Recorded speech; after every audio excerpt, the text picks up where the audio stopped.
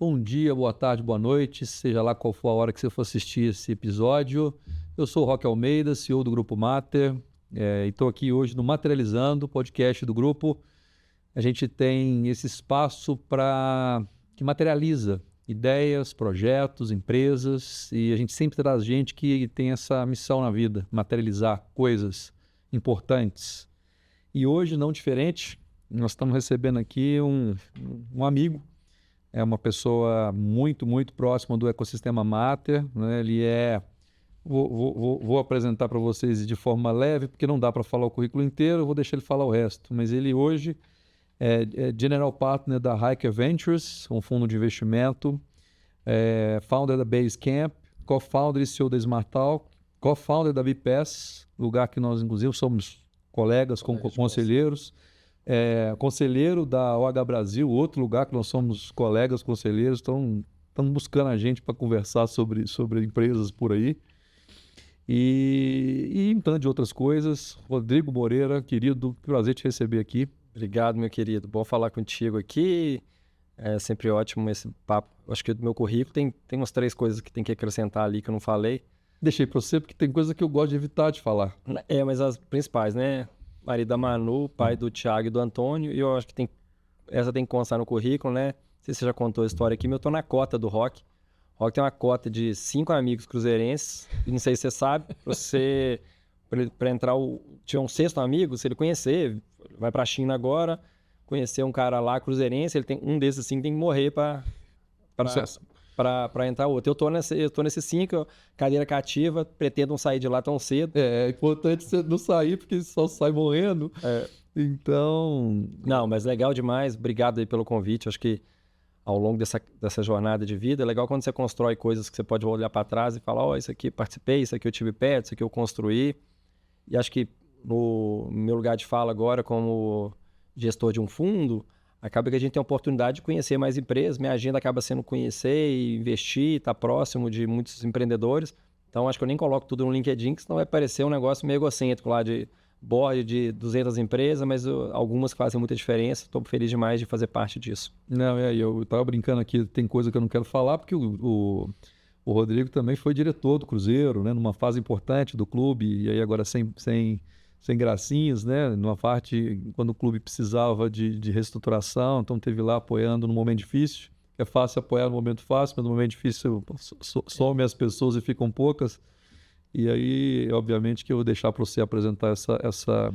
No Cruzeiro, caso muito engraçado, é porque acho que ao longo da minha vida toda, não é só nesse caso específico, eu sou um cara muito intenso, né? Então, se qualquer coisa que você perguntar, você já me conhece, sou um cara de ação, de fazer, de tentar tirar o avião do chão.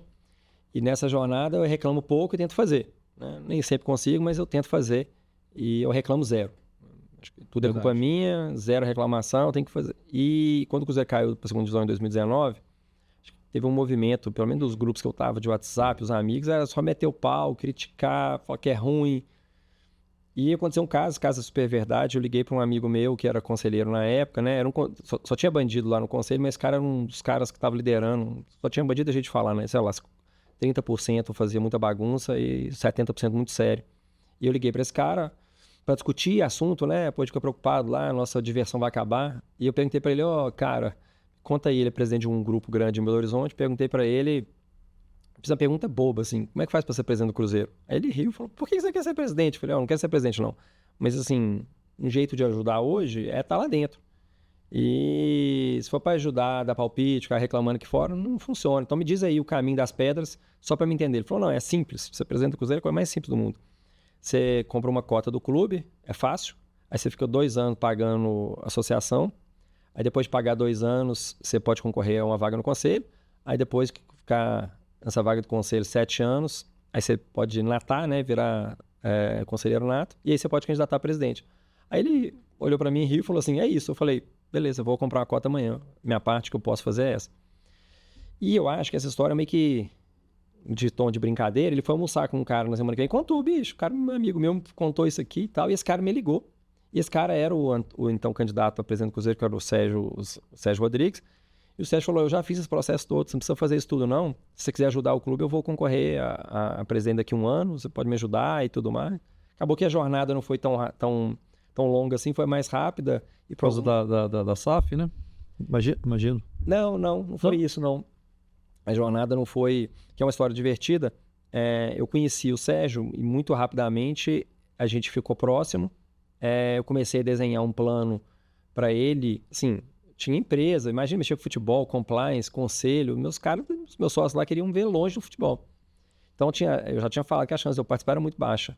Mas eu queria ajudar. Então, falei, eu fiz esperar os 7 anos, 10 anos para de fato participar, mas agora eu topo ajudar demais.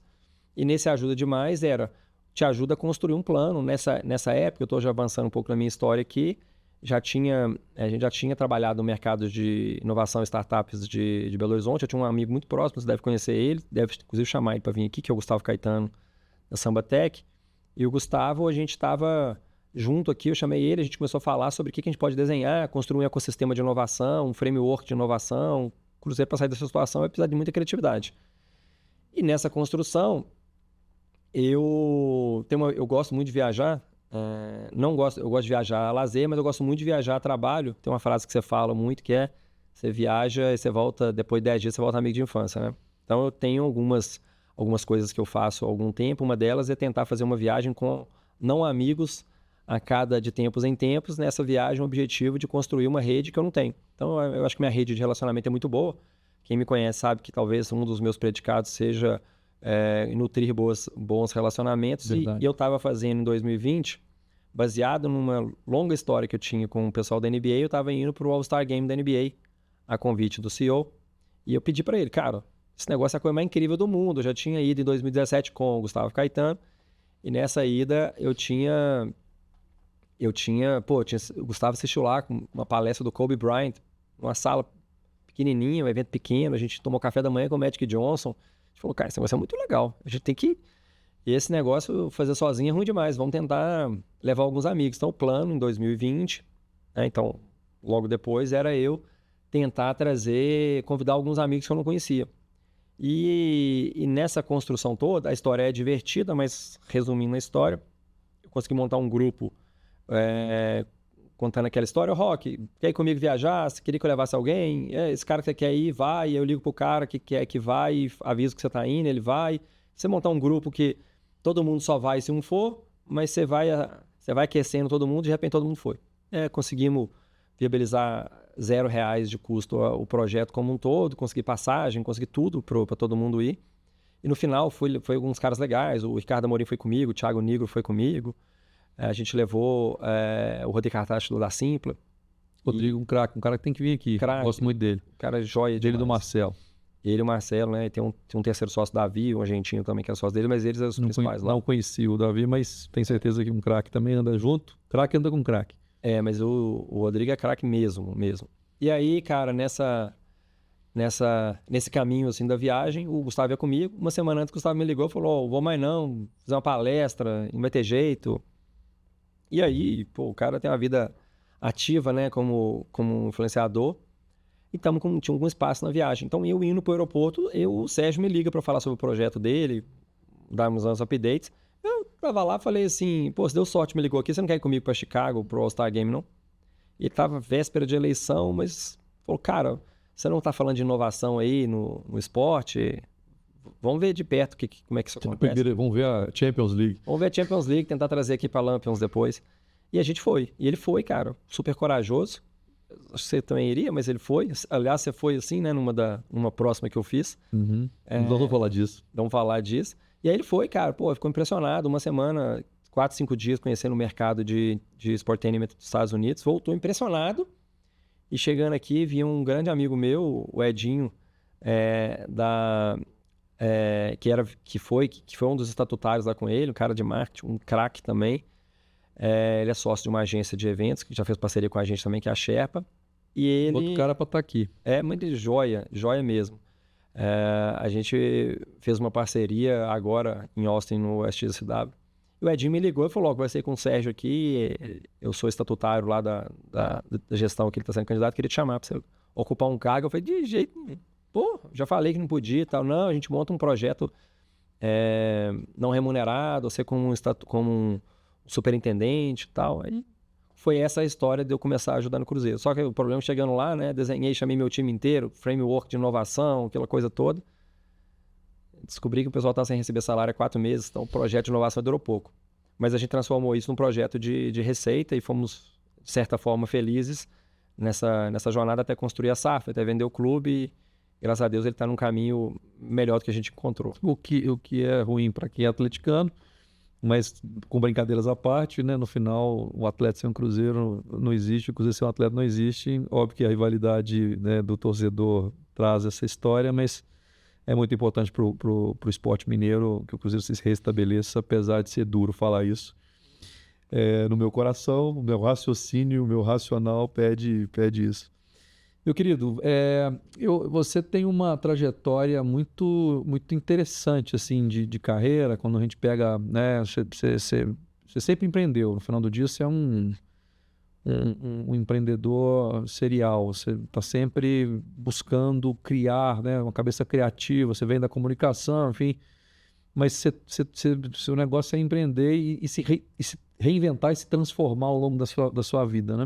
O cara fala, a turma fala que empreendedor serial é aquele que vai criando negócio e vendendo. Não, o empreendedor serial é que ele vai criando negócio, vai dando errado, ele vai aprendendo com os erros e vai fazendo de novo, uma hora certa. Em um dos episódios nós aqui, nós conversamos com um amigo nosso, nós conhecemos o Bruno Araújo, ex-secretário de Desenvolvimento. Ele falou que são três formas de aprender: pela dor, pelo amor e na experiência do outro, que nós temos que esforçar para aprender na experiência do outro, e é verdade. Mas conta para mim, como é que foi essa jornada empreendedora, né, com dor e com amor, do jeito que foi, na sua carreira até chegar num fundo de investimento? Eu queria ter tido a oportunidade, se eu voltasse atrás eu faria de igual, tá? Mas sofrer um pouco menos, porque eu comecei empreendendo, sendo CEO, sei lá se pode existir CEO do negócio pequeno, mas eu já nasci sócio de um negócio. Então, a jornada começou quando eu passei no vestibular para Direito na FMG. Esse vestibular, a gente passava para tinha a turma do primeiro semestre, a turma do segundo semestre, eu estava na turma do segundo semestre. E aí, nesses 6 meses aí que eu estava à toa, meu pai já me deu a real que ali não ia poder... À toa não ia rolar. Não ia ficar muito à toa, que eu não ia poder ficar igual os meus amigos de colégio que iam fazer intercâmbio, iam viajar, que eu precisava achar alguma ocupação. E tinha 17 para 18 anos, eu já entendi ali que eu, né, precisava construir alguma coisa, apesar de ter tido uma infância, juventude, meio que se tinha alguma coisa para vender na escola, eu vendia. Se precisava vender bala, eu vendia. Se precisava vender adesivo, eu vendia. Nasceu antes essa vontade de fazer coisa. Essa visão vendedora ela já existia antes. E aí, nesse momento, assim, caso fortuito, talvez seja uma coisa que mudou minha carreira. Estava num casamento com uma namorada que eu tinha na época, casamento não meu, né, de uma amiga dela e uma outra pessoa, que ela conhecia uma outra amiga, conhecia um namorado, um cara que era um pouco mais velho que eu. E o cara perguntou o que eu fazia, no famoso prazer, bom, o que você faz? Falei, o que você precisa? Uma brincadeira. Aí ele falou, eu preciso de um site. Eu falei, eu faço. Aí todo mundo olhou pra mim, site? Eu falei, faço demais. Assim, não vou mentir que eu fazia, mas eu estava num processo de aprender a fazer site. Na época, a área de comunicação, para quem está hoje vendo, tem empresas globais que fazem trabalho de comunicação online. Quem fazia site no ano 2000, que era essa época, era o cara de TI, o cara que consertava computador. Então era uma área, o site estava com a turma de TI. Que é o mesmo erro que eles fazem hoje com a turma de IA, que o negócio de IA também está com a turma de TI. Erraram de novo. E nessa época, fazendo o site com TI, esse cara era um cara de TI e tinha uma demanda lá, o cara que deixava os computadores para consertar lá na empresa dele, também falava, preciso fazer um site aí que o povo fala que agora tem que estar na internet. E eu já estava num processo de entender isso, apesar de não achar que era tecnologia apenas. E aí fiz um site para esse cara, o cara gostou, eu consegui fazer o site. De uma empresa super relevante aqui em Belo Horizonte, inclusive, de um grupo de táxi aéreo legal. E depois eu até frequentei o táxi aéreo deles depois, foi há uns 2 anos atrás, falando, um revival legal, assim, de ver o projeto de 20 e poucos anos atrás já funcionando, né? Não o site, mas o ativo do negócio em si. E aí ele me chamou para ser sócio desse negócio dele. Falou, cara, sociedade aqui, vamos ver uma sociedade nisso. Tá tendo muita demanda de site. Eu falei, Você sócio na largada. A sociedade era ótima. Era eu vendo, eu entrego e ele foi com 50%. Era essa a nossa sociedade. Então ele me entregava o lead, eu vendia, eu fazia o site e dava, e a gente era sócio igual. Eu achei fantástico, continuo achando fantástico, foi esse o nosso combinado. Em determinado momento dessa jornada, eu entendi que para fazer comunicação online em Belo Horizonte eu tinha que ter mais coisa. E isso a faculdade estava acontecendo lá. Junto com alguns amigos eu construí uma agência de publicidade tradicional. E aí rodei esse mercado 10 anos. E aí essa é a dor, né, cara? Eu podia ter tido uma experiênciazinha executiva, podia ter ser consultor numa McKinsey, aprendido sobre gestão, aprendi na marra, passando por todas as etapas. Então, eu era um cara técnico que fazia site, mas eu também metia nota fiscal, também tinha que fazer a contabilidade. Os meus sócios, eles sim, eram mais técnicos, né? Eram os caras de publicidade. Eu era advogado. Então, essa é uma dor, assim, enorme no processo. Então, talvez uma jornada de 10 anos, o que eu demorei para fazer nesses 10 anos, eu não perdi dinheiro, mas o que eu demorei nesses 10 anos, eu acho que se eu fosse fazer de novo, e eu fiz depois algumas vezes, eu aprendi alguns atalhos, não com a experiência do outro, mas talvez com mentorias, nunca tive conselho, depois na outra empresa eu já tive conselho, que acelerou um pouco esse processo. Então, mais ou menos lá para 2012, 13, eu já entendia que meu caminho, não é que o meu mercado não era comunicação, a minha empresa não era pequena, a gente tinha, sei lá, 60, 70, 80 funcionários, tinha contas grandes, tinha conta até de governo na época, já estava consolidado. Então, assim, até que um dia um sócio meu falou para mim, cara, esse negócio é questão de tempo, é igual advogado, quando a gente tiver 40 anos, nós vamos estar ricos. Eu tinha 20, eu falei, porra, vou ter que esperar, vai 20? Já que nós nos ferramos aqui durante uns 10 anos, tem que esperar mais um tanto ainda. Ele falou, mas é um negócio de tempo, porque os nossos amigos vão estar... O que acontece é hoje, né? Hoje eu tô com essa idade. Os meus amigos são diretores de empresas, então eles vão contratar a gente. Eu falei, pô, como é que eu vou acelerar isso? E era difícil acelerar isso, porque eu concorri com o Washington Oliveto e o Nizam Guanais, é o mesmo preço, né? Você pensar que você tem uma conta de comunicação com 100 milhões de reais de mídia, é o mesmo preço você contratar eles e você vai pagar comissão de mídia naquela época. Hoje em dia mudou um pouco o cenário. E aí eu comecei a pensar em construir alguma coisa digital. Eu precisava entrar nesse mundo de startup. Em 2012, tinha uma startup lá que era o WhatsApp. A gente, um amigo meu até falava WhatsApp app, que é um app, né, que chamava WhatsApp. E a gente começou, eu conheci algumas pessoas que estavam empreendendo. Foi quando eu conheci o Gustavo Caetano, que era um cara que eu já achava o cara diferenciado. E o meu estagiário na época nessa agência de publicidade me chamou para abrir um negócio com ele, que era o produto do nicho de uma agência de publicidade que a agência não via valor, que era vender o PowerPoint da agência. Na verdade, a história é mais complexa porque ele não queria vender o PowerPoint, ele queria... Storytelling mesmo. Ele queria vender, a gente queria fazer um Canva. O Canva foi existir em 2015, 2016.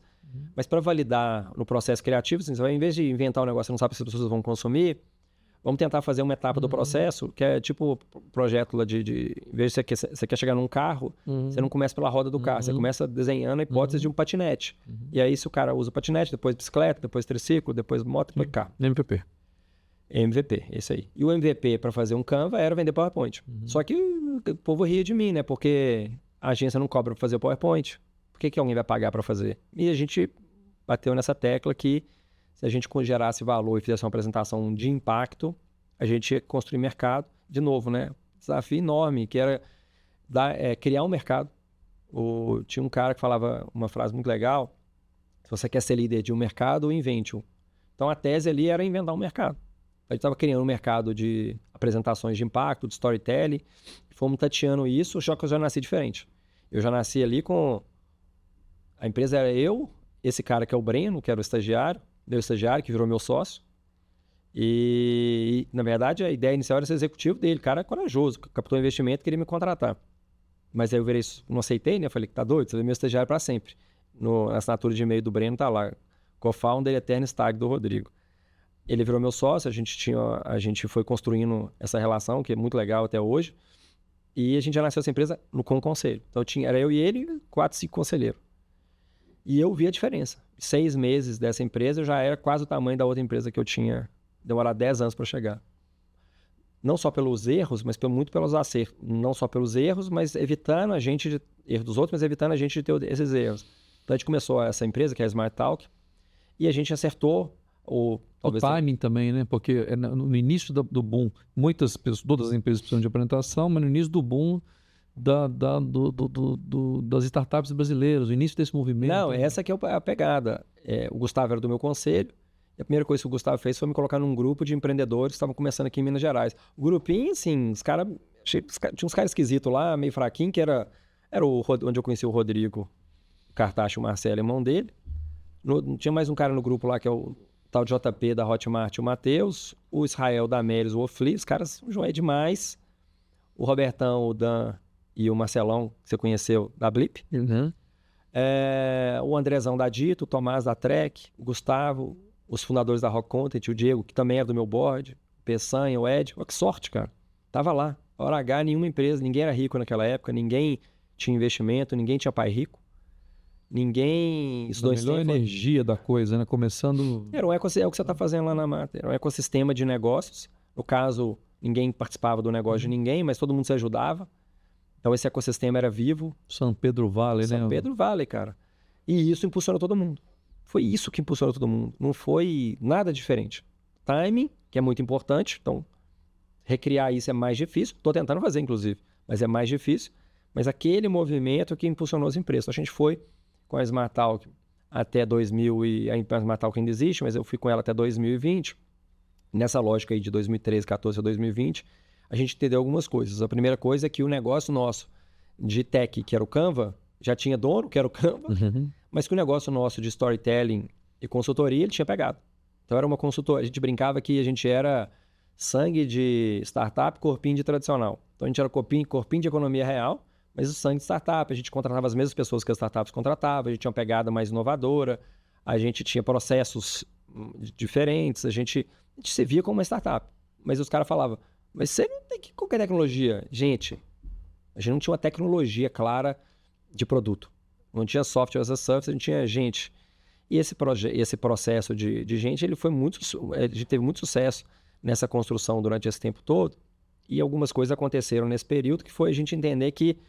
Aí, nessa época, eu me aproximei um pouco do modelo seu, que a gente começou a entender que talvez esse negócio ele não fosse escalável, mas o hub de conexões e relacionamento era muito escalável. A gente basicamente, quase que zerou o jogo do graus de separação.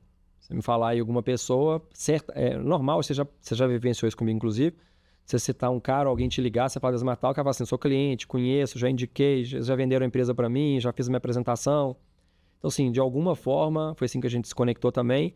Quando alguém tem alguma coisa relevante para você contar essa história para alguém, esse cara chegava na Smart Talk. Isso era um ativo que eu não sabia medir, não sabia nem cobrar, que é a parte péssima nossa, não sabia cobrar disso. A gente participou hoje eu posso falar, a gente participou do M&A da reserva com a Arezzo. O Rony botou a gente numa sala, a gente construiu os materiais todos, tem a mensagem dele aqui. Cara, material seu tem tudo que a gente fez no mercado, vocês ajudaram muito isso aqui. Cobrei micharia, dentro do negócio veio de 700 milhões, a gente foi... Se eu conhecesse o Evaldo lá da Araújo Fontes ou você, eu teria pedido 1%, né? 0,5% que fosse, porque eu sou ruim. 0,2%, mas a gente ganhou... Success fee. A gente foi contratado para fazer hora de serviço e fomos muito felizes fazendo isso. Mas a gente entendeu que esse não era o grande ativo e a gente começou a investir em negócios que a gente entendia que poderia ser esse ativo. Então, ao longo dessa jornada, de novo, eu empreendi, talvez de uma maneira errada, porque eu tinha a ideia, eu fazia o negócio acontecer, mas eu não estava no dia a dia porque eu estava tocando a Smart Talk. Então, assim, meu marketing era muito bom. Aí eu fiz o spin-off, criei uma agência de marketing. Mas eu não estava lá, mas eu tinha 50%. A gente era bom com esses influenciadores que a gente criava as apresentações. Construí uma agência de marketing de influência. Peguei meu diretor de marketing na época, spin-offei a empresa e coloquei ele lá. Eu também tinha um percentual grande do negócio. Montamos um canal de mídia. Quando o Desimpedidos foi vendido, achei aquilo um movimento legal, comprei uma empresa investimos numa empresa que é um negócio genial, que é o Cenas Lamentáveis hoje. Mas, assim, todos os modelos eram modelos que eu abria portas, mas eu talvez fosse muito agressivo na participação. Eu tinha uma participação muito relevante nos negócios, pelo menos 50%. Eu achava que é o que valia o nosso negócio, até para poder compensar a participação, o ativo do ecossistema Smart Talk. Como fundo hoje, eu pago, eu não pagava tanto, mas como fundo hoje eu pago para ter 5%, 10% das empresas. Então, eu demorei para entender isso. Qual que é o problema de você fazer assim? As sociedades não duram. Então eu vendi... Não duram porque você... É legal até. Porque o grande lance, né, que é o do aprendizado aí que você falou, é que quando você é 5, 10%, mas você está valorizando aqueles 2, 3 que tocam o negócio, versus aquilo, você tirou do seu principal para diminuir potência nos demais, né? Tem a ver? Tem, e aí o que acontece? Isso acontece comigo também. Um determinado... hora que o negócio está pequeno e precisa de você entende assim, eu fui muito relevante para o negócio acontecer. O cara mais relevante para o negócio acontecer tá claro. Vamos supor que tá claro. O Rock chegou aqui, me deu uma ideia, a gente fez o negócio. Aquela construção sua não pode valer 50% do negócio pro resto da vida. Porque se você não tá no negócio, o grande ativo do negócio são os empreendedores. Cara, vou te contar um negócio aqui engraçado, não sei se eu já te mostrei isso, eu tenho um grupo no WhatsApp, né, com eu preciso até legal nesse grupo, é eu, Gustavo Caetano, o Rony Mesler da Reserva e o Thales Gomes. A gente criou esse grupo em 2016, 17, sei lá. E o Thales, a ideia era, chama The Unicorn Project. Não sei se eles estão vendo aqui, vocês vão lembrar disso. E o Thales falou uma frase que essa frase me ajudou a mudar esse modelo. Ele falou assim, cara, nós vamos construir uma empresa aqui incrível, nós vamos construir juntos. Mas o Thales já tinha saído do Zetax, estava na Singu, o Rony estava fazendo a Reserva, o Gustavo na Samba e eu na Smart Talk. E aí o cara me vira e fala assim, que foi uma frase incrível do Thales. Vamos pegar esse negócio, nós vamos tirar da ideia, nós vamos construir o papel, nós vamos construir esse negócio, nós vamos achar funding, nós vamos empurrar o negócio. Depois nós vamos trazer um cara para tocar e nós vamos ficar com o quê? Com 5%. Eu acho que é isso que a gente tem que ficar, que é o que vale isso, né? Porra, eu falei, a gente fez tudo. Mas nós vamos ficar com 5%, que é o que vale. O empreendedor, quem vai tocar o negócio e tomar o risco, tem que ficar com a maior parte. E aquilo mudou um pouco minha cabeça. Eu falei, porra, é isso mesmo. Comecei disruptiva, né? E não tá onde tá, tô. E a gente foi, e aí eu comecei a desfazer dos negócios. Também não assim, né? Eu brinco que a história é contada pelos vencedores. Então, você conta a história de trás para frente. E o propósito também é contar de trás para frente. Então, o cara que conta, fala que acordou, teve uma ideia de salvar o mundo. Cara, mentira. Isso é como ele inventou a história para poder construir. Ele precisava pagar uns boletos. Aí ele construiu, aí depois ele olhou para trás, ele viu o que ele construiu e aí ele contou a história. Aprendi isso nessa jornada, apesar de não ser o... Não, você é especialista em contar histórias. Então... Mas é isso que aconteceu. Então, aí eu percebi que, com muito problema, que eu tinha que desfazer desse ativo. Então a gente começou a desfazer dos ativos. Pô, tive sucesso, vendi esses ativos. Alguns com sucesso, outros você vai vender para o sócio, ele sai mais barato, mas essas empresas todas existem, sócios estão felizes, relação boa entre todo mundo. E aí, em 2020, a gente teve a pandemia. Na pandemia, teve a oportunidade dessa conversa com o Cruzeiro, né? E nessa conversa com o Cruzeiro, eu fui para o conselho da Smart Talk, que a gente também tinha feito uma fusão lá na empresa, um M&A, e eu saí do dia a dia e fomos pro Cruzeiro, uma jornada muito bonita, com muita dificuldade. Eu lembro que quando eu voltei nesse período eu conheci o Sérgio lá na viagem do All-Star Game em Chicago, eu voltei, eu falei, né? Você volta de viagem, você volta amigo de infância. Então, um dos meus amigos de infância de Chicago era o Thiago Nigro. Ele conta num dos podcasts que ele participa que ele foi para Chicago comigo. Ele não me conhecia, mas ele foi comigo e ele foi para um frio de menos 40, ele foi sem meia, com tênis, uma calça de moletom, camiseta. Pô, meninão, tava começando a vida bem já, né? Nesse ano acho que ele tinha faturado uns 100 milhões já. Chegou lá, teve hipotermia e nós prestamos roupa para ele. Cobertor para ele. Foi legal. E a gente voltou, amigo de infância. Vamos construir negócio. Chegou lá um dia, eu fui no escritório dele, pegou o celular, falou assim, tô aqui gravando. Se você quer aprender sobre storytelling, segue o Rodrigo. Foi lá, 20 mil seguidores no mesmo segundo. Aí eu falei, fiquei macho, comecei a produzir conteúdo. Agora tem que fazer conteúdo, né? E aí quando eu entrei no Cruzeiro, 2 dias de Cruzeiro, um cara da Máfia Azul já falou, meu irmão, se você começar a postar esses negócios aí de bobagem, aí de story, sei lá o que, nós vamos passar fogo no você, que ia contratar jogador. Dar notícia de contratação de jogador só nesse negócio aqui. E aí, cara, lá se foi meu canal do Instagram. A tese de Founder-Led Growth durou 15 minutos depois que a gente começou o trabalho no Cruzeiro. Mas não arrependo, foi uma jornada belíssima, principalmente porque eu acho que eu tentei contribuir com o que está hoje. Claro que sim. Eu tinha colocado uma métrica para mim que era: quero sair, eu estou, eu quero sair assim que a gente subir ou que a gente vender o clube. Foi isso que eu fiz.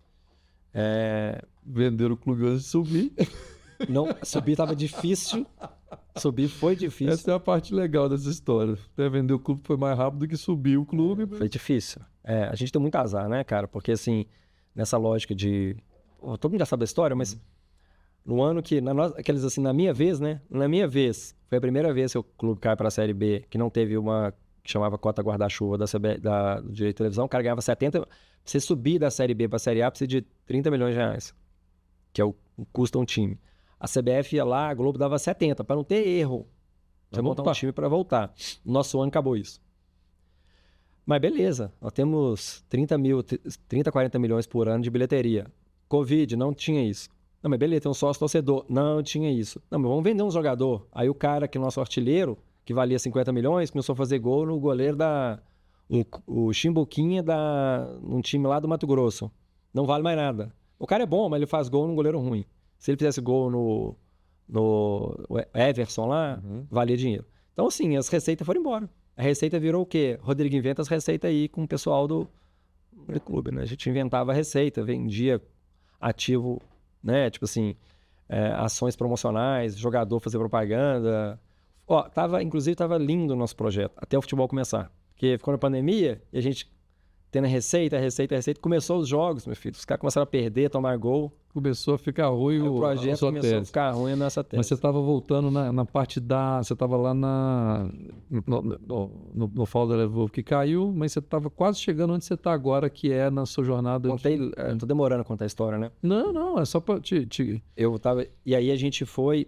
Quando a gente vendeu, todo mundo estava comemorando lá, eu já tinha falado com o Sérgio, falei, Sérgio, chegou a minha hora, cara, quero voltar a empreender. 2020, não sei se você lembra, na pandemia, que foi um momento muito difícil, mas os negócios de tecnologia estavam bombando. Pô, desse grupo nosso, a Melis fez a IPO, a Oasis, que eu não citei no início lá, o Valtinho e o Gilson, que são grandes amigos, adoro o Gilson. Os caras, por formação pública, né, eles venderam por 200 milhões para Alpargatas. Os números bons, todo mundo lá bem, e eu lá... remando. Atendendo tudo organizada. Tava ótimo. Apesar dos caras serem legais, tá? A gente foi, então, já querendo sair, eu saí, e aí foi o negócio do que o Cruzeiro me deu algumas coisas boas. Eu te conheci, inclusive, nessa época, que eu fui receber um empreendedor, que eu tinha um projeto de inovação dentro do Cruzeiro, e esse empreendedor estava me contando a história dele, ele chegou lá com um totem de reconhecimento facial, eu olhei aquilo e falei, pô, esse negócio é legal, hein? E aí o Sérgio pediu para eu atender ele, eu não queria atender porque ele era atleticano, mas eu também tô na cota, eu também tenho a cota, né? O presidente do Cruzeiro pediu, recebi esse cara, o cara joia demais, a gente teve empatia instantânea, e ele trabalhava, ele tinha uma empresa que era dona do projeto, ele estava lá, e eu olhei aquilo e falei, esse negócio vai dar errado do jeito que tá, mas esse negócio é bom. E tentei ajudar ele a validar, e quando eu saí do clube, ele me procurou e falou, cara, me ajuda então a validar mesmo. Acabou que ele desfez a sociedade que estava, eu falei, começa do zero, ele começou do zero, me chamou para ser co-founder do negócio dele, eu já disse, eu vou fazer outras coisas, mas quero te ajudar. E aí a gente cofundou esse negócio junto, ele com energia total, ele com 100% do tempo, eu com menos tempo, que é uma tese que hoje eu já não acredito também que funciona. Mas na época a gente construiu esse negócio, virou a Bipes, que o Ricardo teve aqui. A gente teve uma jornada, eu brinco que quando as pessoas me perguntam assim, a Bipes saiu de zero para faturar, sei lá, dezena de milhão em pouco tempo.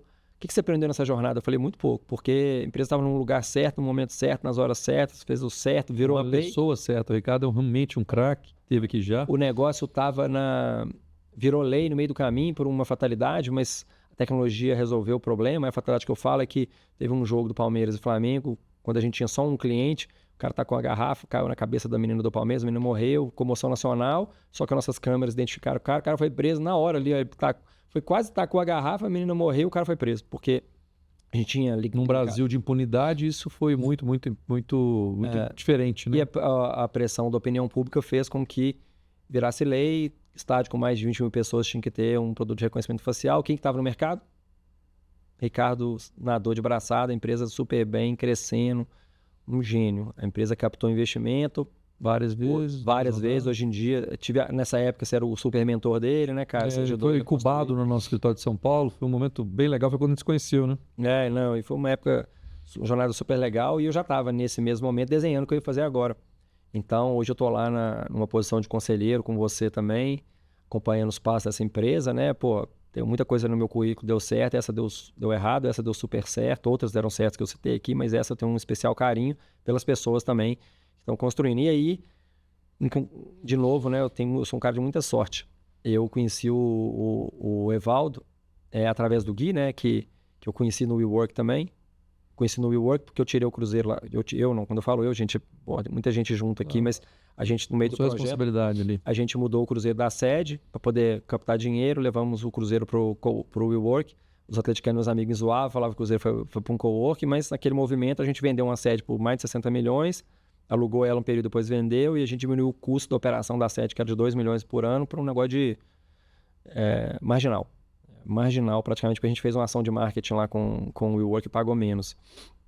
Então, nesse processo eu conheci o Guilherme, que era o diretor do WeWork na época, e a gente começou a desenhar a estratégia da gente montar um fundo de investimento, um private equity, um venture builder, e junto com a Araújo Fontes a gente montou o que a gente acredita que hoje deveria ser a nova visão do São Pedro Vale. Então, eu vou tentar financiar a construção desse novo grupo de empreendedores, não sei se é só mineiros mais, mas que a gente monte um ecossistema, e esse ecossistema se conecte, ajude e faça essas empresas crescerem. Então, a gente começou com o cheque dos próprios sócios, a gente botou lá um cheque de 20 milhões de reais, depois a gente levantou mais 30, quase um fundo de 50 milhões, fizemos 10 investimentos, e aí a próxima fase disso é a construção, de fato, de uma rede de empreendedores que a gente apoia, a gente chama essa rede de Basecamp, que é um local de pré-investimento, onde a gente ainda não viu estágio para investir, mas se a gente acelerar, ajudar, construir um ecossistema de empresas que a gente não tem participação, que a gente não tem equity, mas que a gente ajuda esses caras, eventualmente vai chegar num momento que pode ser um aquário bom para a gente pescar. Essa semana, enquanto eu estou aqui contigo, há 2 dias atrás, a gente aprovou o primeiro investimento numa empresa desse ecossistema. Que legal. Fiquei feliz demais. A gente vai anunciar, mas é a construção de uma jornada, né? Eu converso com 800 empreendedores por ano, 500, 600, dependendo do ano, e a gente investe em 2. Então, a tese foi, cara, se eu trouxer esses caras para perto, acompanhar eles, vai ser natural que o momento que a necessidade for capital, eu vou estar lá do lado, eu vou ser o cara escolhido, talvez eu tenha até um desconto no valuation, e fizemos essa aposta. Então, trouxemos gente boa, tem sido uma jornada legal também, a gente tem feito parcerias boas, né, como as que eu tenho com você, e essa jornada chega num ponto de encontro entre a gente, que entendemos que já temos um fundo, a gente agora está não é uma espécie de aceleradora, mas a gente tem um negócio que potencializa outras startups e outras empresas que também não são de tecnologia para ir para esse caminho comum de investimento ou venda das empresas. E a gente precisa de algo mais. Algo mais é o quê? Como que a gente gera experiências e relacionamentos profundos com entre esses membros? Um business ou uma ativação fora do Brasil. A gente foi para Austin, você foi comigo. A gente fez um evento esse ano no SXSW, a gente pretende repetir esse evento. A gente entende que, de certa forma, ou de muita forma, isso potencializa. Uma empresa do nosso ecossistema voltou com mais ou menos 6 milhões de reais de ARR em proposta feita no evento. Então, a gente vê que eventos como esse, as pessoas estão predispostas a fazer mais investimento. A gente conseguiu se conectar bem com o pessoal do governo do estado, a gente se conectou bem com a iniciativa privada que foi com a gente levou mais ou menos 60 empreendedores, deu uma viagem super legal. Voltei aqui, eu estou te pedindo passagem e ajuda para poder ir para a China contigo, porque eu acredito que está aí a oportunidade que a gente não viu aqui no Brasil ainda, conectando empreendedores, conectando investidores, conectando essa rede e tentando trazer esses aprendizados para o nosso ecossistema. Acho que está aí no nosso... Talvez, assim, minha energia hoje vai estar muito em cima disso. Não, legal. Você fez um overview muito rico, por isso que eu não quis nem pretensiosamente falar desse currículo extenso, onde você traz muita riqueza, né, de detalhe aí dessa jornada que eu percebo na sua fala, sempre que você fala, muito rica, né, de aprendizado. Até por isso eu queria te provocar, tem um quadro aqui que a gente chama de cicatrizes do jogo. Você já deu umas adiantadas aí, alguns spoilers, mas cicatriz do jogo, a gente fala que se é cicatriz é porque já foi uma ferida, mas já curou, então tá tudo certo, mas deixou lembrança. Alguma coisa na sua vida pessoal ou profissional que você queira compartilhar conosco? Compartilha aqui agora, e que eu não falei. Em 2012, nessa jornada de transição, então assim, tinha decidido, o nosso negócio de comunicação estava indo bem, mas eu tinha decidido que a gente precisava abrir o leque. Então, assim, por alguns momentos da minha vida eu faço isso, eu abro o leque, depois eu fecho e foco. Então, é sempre essa sanfona. Abro o leque, 2, 3, 4, 5, 6, e aí é igual lançamento de produto. A minha estratégia de lançamento de produto é lanço 3, 4, 5 produtos, 2, 3, 4 vão morrer e vai ficar só um. Mas você tem que fazer esse lançamento. Parece um desfoco, tá? Mas não é. Às vezes é, mas a maior parte do tempo não é. E aí eu estava olhando outras oportunidades. Nesse movimento, a gente já tinha lá essa empresa de comunicação, de marketing, que um amigo comum nosso, o Luigi, até era contemporâneo meu, ele estava criando a empresa dele, nesse momento que a gente já estava um pouco consolidado, ele lembra da empresa. A gente foi e já tinha uma agência de promoção, já tinha uma empresa de eventos, para atender os nossos clientes, porque muitos dos clientes do mercado imobiliário, eu era remunerado pelo resultado. Então eu falava, para ser remunerado pelo resultado, eu vou ter que dar resultado. Eu só não tinha empresa de corretor, mas o resto eu fazia, porque eu ganhava no resultado, então eu tinha que entender do ponto, eu tinha que fazer a promoção, eu tinha que garantir que o cara ia comprar. E nisso a gente viu uma oportunidade. Sei que você, depois de você ter jogado muito tênis comigo, você voltou a fazer jiu-jitsu, que é um esporte que eu adoro, muito bom, principalmente para executivo. Eu comecei a fazer jiu-jitsu também, então 2011, 12, comecei a fazer jiu-jitsu e nesse movimento, de novo, dei sorte, né? Comecei a treinar no melhor lugar de Belo Horizonte, na Gracie Barra, do Ponteio, só faixa preta e eu de faixa branca. Foi bom, eu e uns poucos amigos. Foi bom porque peguei a faixa azul até rápido, porque eu fazia intenso, né? Treinar de manhã, tarde, noite, conheci todo mundo. E nesse movimento de estar num lugar, eu comecei a ver a oportunidade de fazer negócio ali. Eu não queria abrir uma academia, mas eu vi a oportunidade de entrar no mercado, porque o UFC estava vindo para o Brasil. E a minha ideia foi simples. Vamos fazer uma ideia muito simples. O UFC está vindo. Qual que é o movimento quando vem uma empresa de fora? Ele pode tentar crescer organicamente ou comprar alguém que está consolidado. Vamos fazer concorrente do UFC no Brasil. É tão simples, né? Falar assim, vou tentar fazer isso. E fui lá, comprei um evento de MMA. E aí, nessa de comprar um evento de MMA, a gente fez um evento no Minas, Tênis Clube, para 5.000 pessoas, área VIP, mandei o meu time para ver como é que o UFC fazia. Patrocinador, transmissão ao vivo no combate. Cara, metido a besta o negócio. Terminou o evento, deu, sei lá, 10 milhões de prejuízo. Olhei e falei, não, meu primeiro é mais difícil, vai dar certo. Fizemos o segundo, ganhamos dinheiro, fizemos o terceiro, empatamos, fizemos o quarto. E aí, cara, esse negócio estava indo. Foi uma fase engraçada, porque eu estava já fazendo a Smart Talk, estava já construindo outras coisas, mas se você pesquisar meu nome no Google, vai ser engraçado, porque ele aparece lá, eu, consultador, o cara fazendo uma cara de bravo um com o outro, eu lá no meio, lá magrelinho, e os caras tentando ir naquela posição, que não sei se você lembra, 2012, 10 a 12, foi uma febre disso no Brasil. Auge. Anderson Silva. E aí eu ia, quando o UFC vinha pro Brasil, eu era convidado, ia nos eventos, sentava lá com os nossos parceiros, lá para assistir as lutas, recebido pelo evento, super legal. A expectativa minha era, vou vender para esses caras. Aí, cara, foi desse jeito a cicatriz. O evento já estava acumulando e a gente tinha uma pretensão de, cara, é isso mesmo, o evento é mais difícil. A gente viu agora em Austin como é que isso acontece. Você faz um, depois você faz outro e vai indo. Só que eu acordei de manhã um dia, estava no hotel, a gente fez um evento no interior e quando eu vi uma matéria do UFC e o Dana White fala assim, o UFC demorou 10 anos para dar lucro. Cara, eu olhei aquilo e falei assim... Nos Estados Unidos. 10 anos para dar lucro nos Estados Unidos. Aí eu falei, isso aqui não é para mim não. Cara, foi no dia seguinte, chamei meu sócio, falei, vou sair do projeto. O evento é seu, as contas estão pagas, pode continuar. E entendi que para alguns tipos de negócio, você precisa de muito foco, você precisa de dedicação, você precisa do meio, mas necessariamente alguns negócios são de capital intensivo. E eu aprendi a trabalhar com um negócio que não era de capital intensivo. Porque serviço, né? Eu vendo minha hora, você paga minha hora, eu dei um lucro. Uhum. Mas esse tipo de evento, você faz um investimento antes, depende de patrocínio. É um negócio que eu precisava esperar mais um tempo para ter condição de fazer. Estou fazendo isso hoje, né? Via a necessidade que a gente tem de gerar proximidade e relacionamento entre as empresas do nosso ecossistema. Então, hoje a gente está vendo o tamanho para fazer isso. Mas naquela época aquilo me doeu demais. Eu passei um aperto, fiquei pagando boleto uns bons aninhos para poder resolver essa questão. Mas um belo aprendizado.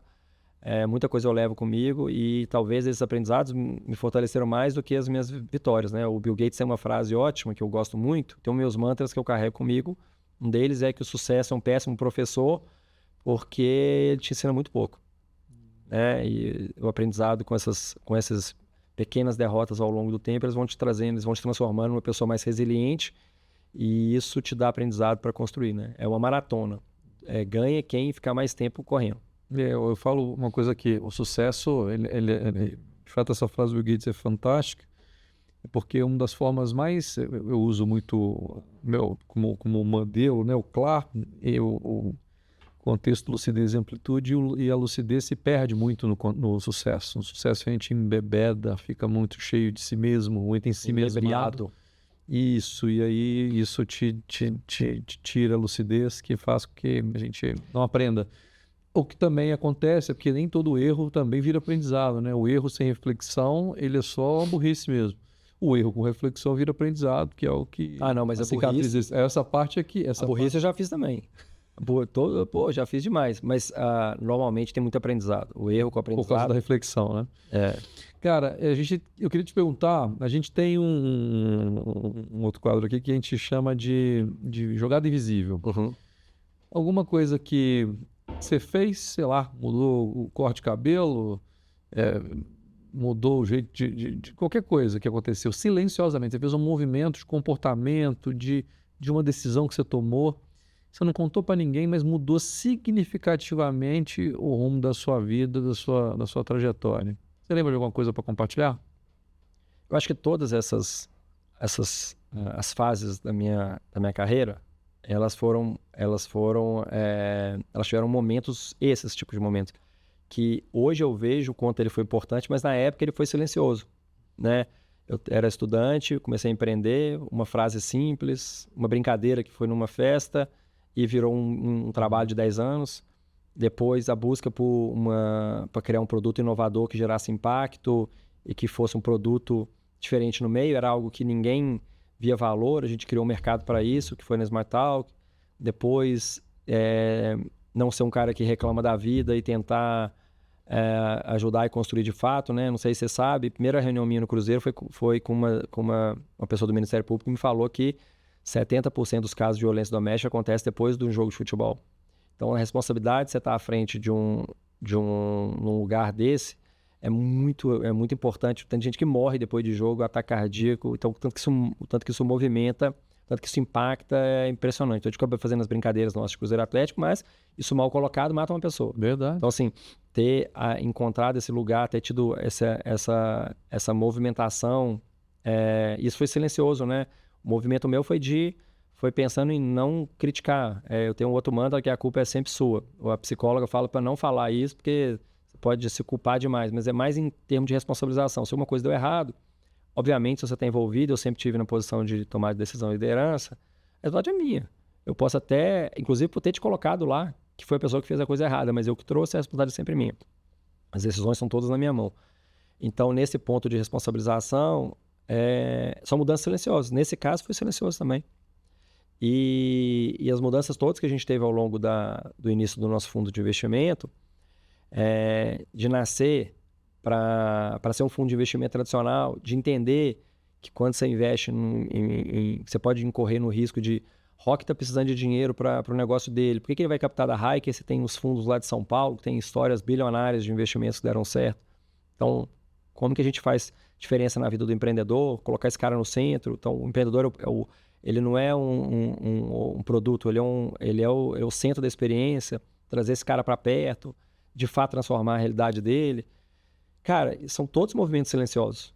Então, assim, nenhum deles a gente fez um planejamento estratégico para conseguir aquilo. Até é um problema que a gente tem lá, porque nosso planejamento é de curto prazo, a gente planeja 3 a 6 meses no máximo. Mas essa discussão, ela acontece através de movimentos silenciosos. A gente sente o mercado. Você é um cara silencioso no final do dia. Ao longo da jornada, você vai fazendo esses ajustes. E aí o importante olha para trás.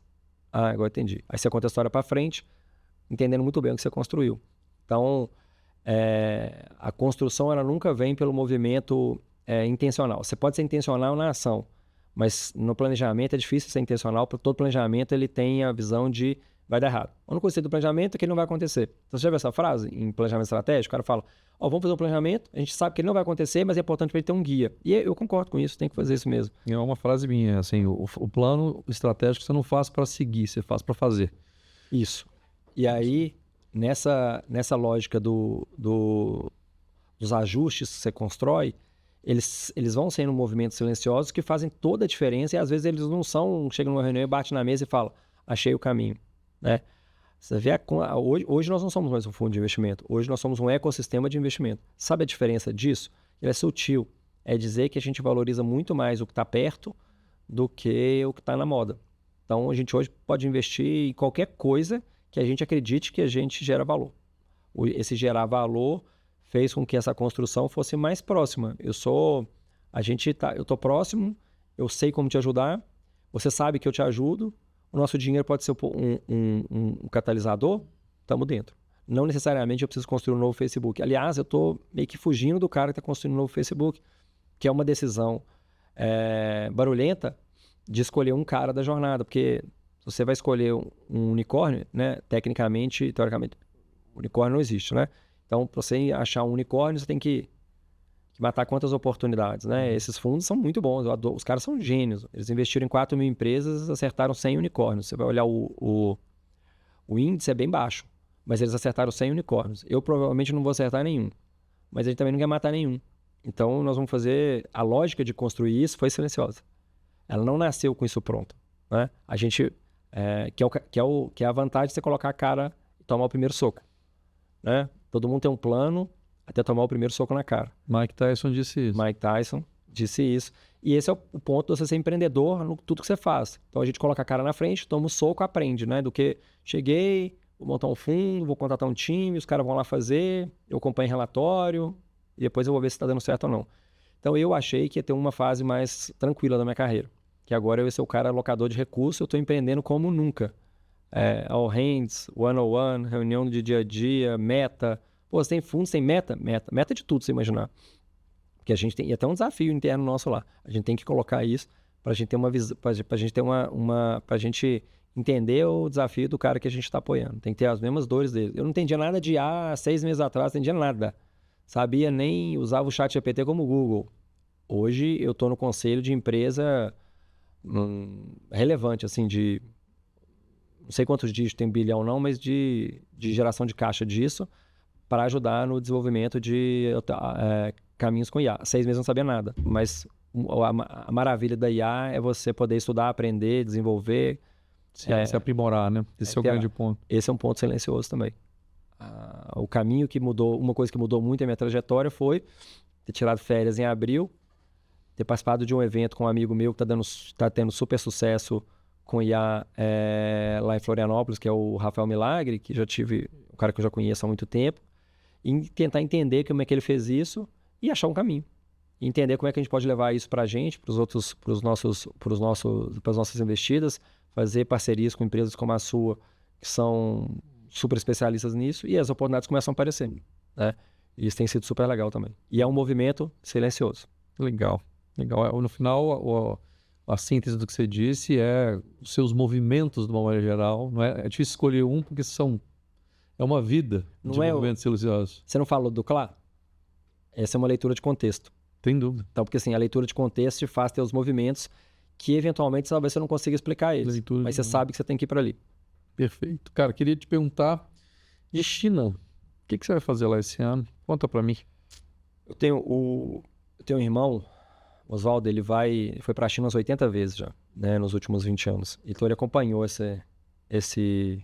E 80 vezes não é força de expressão, é 80 vezes carimbado em passaporte mesmo.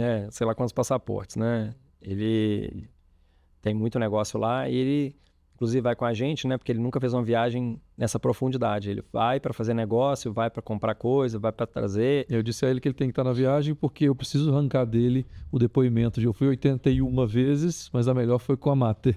Isso vai ser bom mesmo. E aí, eu brinco que ele é meu... E a gente é sócio em toda a inovação que aconteceu e ele trouxe da China, eu falava, compra para você, vai comprar para você? Compra para mim também, que eu quero aprender com isso. Então, do primeiro iPhone que a gente comprou junto lá, até que foi o primeiro iPhone mesmo, em 2007, até, eu faço até coleção, tenho vários desses modelos, até óculos com realidade aumentada que a gente tem junto também. A gente vem acompanhando essa evolução da China ser um movimento de cópia para ser um movimento de criação, né? E como os caras estão à frente disso. E aí, cara, quando eu voltei de Austin, né? A gente voltou meio... Austin é um negócio diferente, você tem que ir. Então, quando você... De novo, uma frase que eu aprendi com o Rock é: depois que você vê, você não consegue desver. E aí você vê o que você vê lá, você fica meio impressionado. Você volta falando disso, fica até chato. Eu fico até chato. Você vê... Não sei se você trouxe o Bruno Araújo aqui, mas é chato ouvir. O cara só fala disso. A gente fica lá, o cara volta a falar nisso, tanto que isso é impactante. Então eu voltei e falei, cara, eu preciso conhecer novos ecossistemas. E aí eu fui conversar com um investidor meu, um dos principais investidores lá do fundo, ele falou assim, quantas vezes você foi na China? Aí eu falei... Aí veio o constrangimento. Não, ele falou pra mim, porque não ir na China, hoje em dia é igual não falar inglês antes, né? Você nunca foi na China, não? Tem vergonha, não? E aí eu comecei a entender que, de fato, eu tinha que... a gente tem lá obrigação, eu tenho a obrigação de ir pelo menos uma vez por ano. E aí te procurei e falei, preciso uma vez por ano, viabiliza aí pra gente, o que eu preciso fazer pra ir. Tamo junto nessa jornada aí. Tamo junto. Eu vou... Feliz, inclusive, de ter a Hiker e ter você, Rodrigo, especialmente você nessa jornada. Acho que você agrega um valor absurdo, né? Eu tenho muita admiração por essa trajetória toda. Vi o que você fez em Austin. Não é para qualquer um. Não tem nada aqui relevante que não é sofrido. É muito importante que as pessoas compreendam isso, mas não tenha dúvida nenhuma de que é um início de uma ponte aí. Eu usei muito essa expressão. Quando você tem essas imersões, e eu tinha muito preconceito até. Achava que era um pouco de perda de tempo. A gente está sempre com uma agenda muito lotada para ter isso. Hoje eu abro espaço no primeiro e no segundo semestre para olhar para essa história, porque de fato, 10 dias na China fez eu entender o que eu estava fazendo há 4 anos na Mater. Eu estou investindo em inteligência artificial na Mater há 4 anos.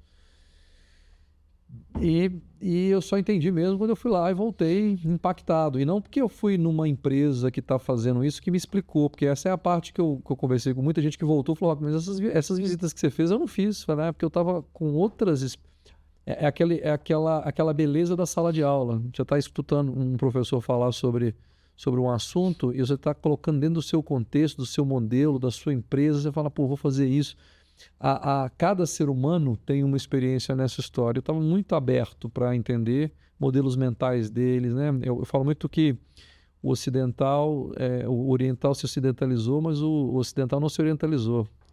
Quando eu te pergunto quantas vezes você foi nos Estados Unidos, você vai falar 10, 15, 20 Sim. vezes, que é o meu caso, assim, e nunca ter ido me deu essa sensação de, poxa, e quando você vai essa sensação vai aumentar. Você vai ficar mais pesaroso ainda. E, de novo, estou falando só da China, não, né? Estou falando da Coreia, estou falando do Japão, estou falando de vários lugares. Como é longe, a gente, às vezes, fica com preguiça. Esse lugar preguiçoso nosso, e aí a questão do coletivismo oriental versus o individualismo ocidental, isso traz para nós, na minha visão, até fazendo uma análise geopolítica, de desvantagem muito grande. Então, ir lá, para mim, falando de ecossistemas, você está fazendo o seu, eu estou lá desenvolvendo junto com a Mater, como falar de coletivismo sem entender a essência disso, né? Para além da IA, para além da tecnologia. Então, isso E tem um ponto aqui para te acrescentar, quando a gente pega especificamente esse movimento do Oriente, que é uma dinâmica de pensamento diferente do Ocidente, é que hoje normal isso, já fiz isso algumas vezes, pego um avião, vou para os Estados Unidos, passo uma semana em Nova York, visito umas empresas, ou então vou a lazer. Não é tão trivial fazer isso na China, né? Você tem uma distância, o custo é mais alto, você tem uma viagem mais longa e você tem um ambiente que não funciona como aqui no Brasil. Isso. Não a cultura é outra. Não, você chegar aqui em Belo Horizonte, parar ali na praça, pedir uma ajuda, o cara te leva para dentro da casa dele, te dá um café e é uma outra conversa. Então lá, não só ir para lá, mas com quem você vai faz toda a diferença. Eu acho que para mim, o ponto que me levou a ir para a China não foi... E eu já conversei com algumas pessoas que estão falando, eu quero muito ir para a China, mas tem que ser especial. Eu tenho que ir com alguém que conheça. Isso porque a abertura de portas lá é diferente da abertura de portas aqui. Então não é uma viagem que é comprar uma passagem, não. Não. Acho que aí está o ponto da diferença dessa viagem. É o entendimento de que o com quem faz mais diferença do que o o para onde, né? E aí essa é uma frase que me pegou na pandemia. Eu escrevi no primeiro texto, desesperado por tudo que estava acontecendo, tudo que poderia acontecer. Foram momentos tensos, não só pensando no que aconteceria conosco, mas o que aconteceu com todos os clientes, que eu me sentia responsável em ajudá-los, né? A gente criou na pandemia gestão de crise, rodamos em 6 meses 55 mil cenários para todos os clientes, assim, aquela loucura. Mas logo no iniciozinho, em março de 20, eu escrevi um texto. Eu falei que o que eu ia fazer, o como e até o porquê, eu podia mudar. Eu não podia errar, é com quem. Então, no final, essa sua reflexão, ela traz para mim uma lembrança disso, de que é sempre assim. Mas na China, no ambiente que eles têm, isso é mais importante ainda, né? Temos sorte de ter o Zé Ricardo do Lead China. Nós estamos falando com o cara mais craque de China, disparado, tem a melhor condição hoje. Muito respeito a todos os demais, mas a gente estudou isso muito e saber que na mão não só de uma instituição como o Lead, mas especialmente o Lead China com o Zé Ricardo à frente, deixa a gente bem tranquilo, né? Bem... Vai ser muito impactante. Vai ser especial, vai ser especial. Rodrigo, seguinte, tem que voltar aqui, você tem que fazer o seguinte, você tem que virar co-host desse negócio, já aqui convidando ao vivo, para a gente bater esse papo. O papo aqui é longo, você tem muita coisa para trazer. O desejo papo rolou, fluiu. Mas, cara, obrigado pela generosidade, obrigado pela parceria. Você é um cara muito legal, muito especial. Eu curto muito ter você, né, nessa aproximação do ecossistema. Você está muito bem-vindo. Você representa um coletivo lá que eu tenho muita admiração também. Eu já conhecia o Evaldo e o Marcelo lá da F, são craques também, tem super admiração, temos relação. O Guilherme, acabei conhecendo por você e é um grande cara também. Vocês têm um excelente time, mas você, cara, aqui você está no seu ambiente. Então, convida não que eu venho, falo pra caramba, você já percebeu. Então, eu agradeço demais por ter aberto essa porta. Acho que legal, acho que eu tenho um sentimento de give back com todo o ecossistema que ajudou a me construir. Então, trazer, compartilhar a experiência, compartilhar ganhos, compartilhar perdas, principalmente com esse ecossistema, ter esse lugar de vulnerabilidade onde você pode falar, ser entendido e ter os parceiros certos para poder te ajudar a construir novas coisas, para mim sempre foi o meu motivador. E acho que nesse caso específico nosso aqui, acho que tem muita coisa ainda para a gente construir junto. Topo todas as propostas, né? Vinda de você, é só falar aí que eu pulo na frente da bala, com o maior prazer. Bom demais. Deixa um recado para a gente aí, um recado final para a turma que está nos assistindo ou nos ouvindo, independente do dia. Conta para a gente aí. Meu recado aqui, especialmente, né? Acho que a gente está vivendo um momento de transformação muito grande na sociedade, principalmente com o uso de IA, e eu acho que não vou entrar no clichê de falar sobre os desafios disso, mas tá perto de ecossistemas como o que a Mater vem fazendo, de transformação de negócios. Eu acho que ele faz toda a diferença nessa jornada, né? Não estou fazendo propaganda aqui gratuita dele, não, porque tem uma forma da gente potencializar o nosso sucesso aprendendo com os desafios e as competências do outro, né? Nesse espaço aí de construção de ecossistema, acho que eles fazem isso muito bem. A gente está tentando engatinhar e construir isso também lá na Hiker, nos nossos parceiros também. Acho que essa visão de sozinho você vai rápido, mas acompanhado você vai longe. Esse é o ponto que eu acredito muito. Eu tive sócios para todos os negócios que eu fiz na minha vida e eu acho que se tem uma coisa que eu deixaria aqui de aprendizado busque esse mesmo caminho. Você se cerque de pessoas boas que os negócios vão acontecer. Não existe negócio bom com gente ruim, mas também não existe negócio, mas existe negócio ruim com gente boa.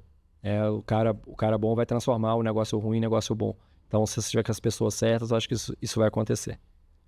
Qualifique sua mesa. Esse é o recado que o Rodrigo deixa pra gente.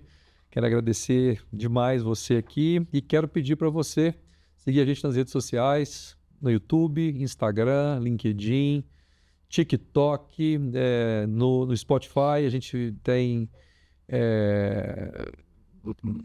um espaço aberto para trocar ideia, comenta, compartilhe, clique no sininho e tamo junto, até a próxima. Valeu. Abraço, gente.